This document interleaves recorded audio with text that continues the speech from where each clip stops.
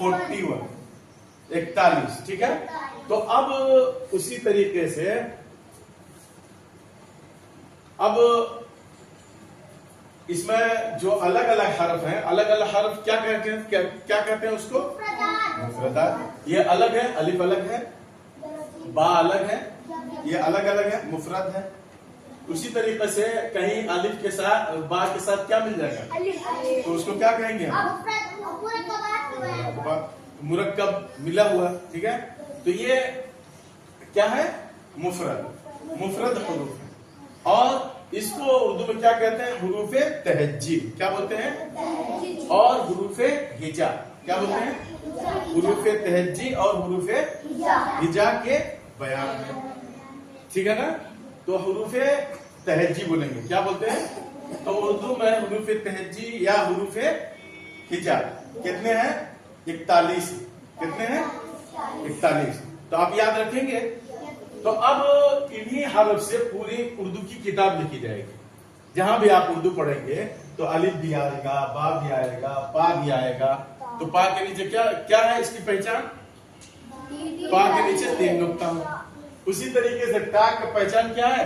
उसके ऊपर तौ बना रहेगा। उसी तरीके से चा की पहचान ये है कि जीम में 1 नुक्ता और चा में 3 नुक्ता, ठीक है, नुक्ते का पहचान। उसी तरीके से दाल और दाल तीनों की शक्ल एक है, मगर पहचान क्या है कि दाल के ऊपर पौ बना होगा।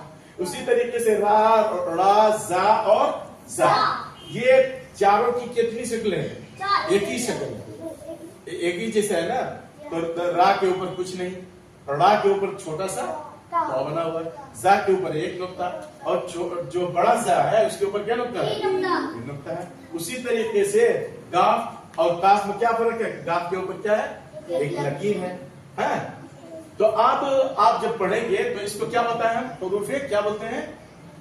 हुरूफे तहज्जी और हुरूफे हिजा बोलेंगे। इधर बेटा, हुरूफे तहज्जी या हुरूफे हिजा बोलेंगे। तो अब इन्हीं हरफों से पूरी उर्दू की किताब जुबान लिखी जाएगी, ठीक है। तो अब हम इसको पढ़ेंगे। अब यहाँ देखिए, अलिफ के बाद कौन हरफ आ रहा है? बा के बाद कौन हरफ आ रहा है? उसके बाद क्या आ रहा है? ता।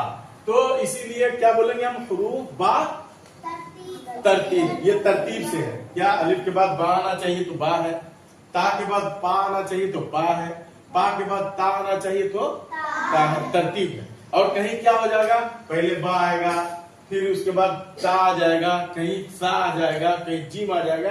तो उसको क्या कहेंगे? हुरूफ बे तरतीब। यहाँ तरतीब से है। क्या है? यहाँ तरतीब से है। हुरूफ बा तरतीब। क्या बोलेंगे? तरतीब। तो अब देखिए, यहाँ एक अलिफ, एक हरफ, बा एक हरफ, ता बा एक हरफ। तो अब सारे हरफ लिखे गए हैं ना, सारे हर्फ लिखे गए हैं ना। तो हर्फ की जमा क्या हो जाएगी? हुरूफ। ये जमा है, क्या है? हर्फ की जमा क्या है? हुरूफ। हर्फ की जमा हुरूफ, हर्फ की जमा हुरूफ। अब बढ़िए, सबक नंबर 1, हुरूफ बा तरतीब। सबक नंबर 1, हुरूफ बा तरतीब। तो अलिफ से लेकर के जो या तक है उसको क्या बोलेंगे? हुरूफे तहज्जी। क्या बोलेंगे? या हुरूफे हिजा। और अलिफ से लेकर या तक कितने हुरूफ हैं? 41, ठीक।